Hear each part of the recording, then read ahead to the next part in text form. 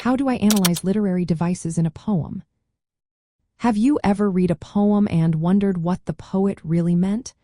Analyzing literary devices can help you uncover the layers of meaning in poetry. Let's break down how to do this effectively. First, read the poem multiple times. The first reading gives you a general idea of the content. On the second and third readings, pay attention to the patterns, sounds, and images. This method is often used in lesson planning for literature and poetry analysis. Next, examine the poems from and structure. Look at how the lines and stanzas are arranged. Is there a rhyme scheme or a specific rhythm? These elements influence how the poem feels and sounds. Once you have a sense of the structure, focus on the language and imagery. Consider the poet's word choice, known as diction. Are there words that appeal to your senses, such as sight, sound, smell, touch, or taste? Sensory images make the poem more vivid and engaging.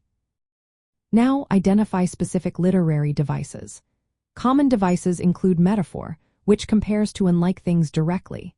Simile is a comparison using the words like or as. Symbolism involves using an object or image to representing a larger idea. Personification gives human traits to non-human things.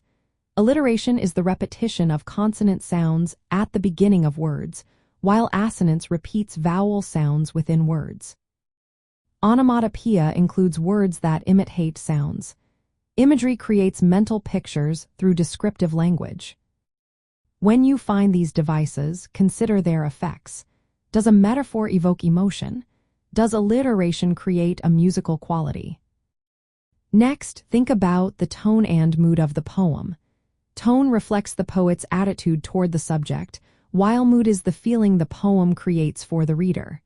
Literary devices often shape both tone and mood.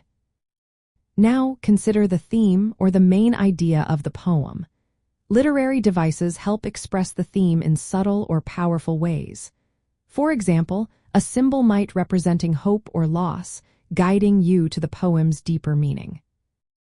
In a classroom setting, encourage students to annotate the poem, marking examples of each device. Group discussions can help students share their observations and how these devices affect their reading experience. Lastly, connect the devices to the poem's historical or cultural context if it is relevant. Understanding when and why the poem was written can clarify the poet's choices. By following these steps, you can analyze literary devices in a poem in a clear and structured way.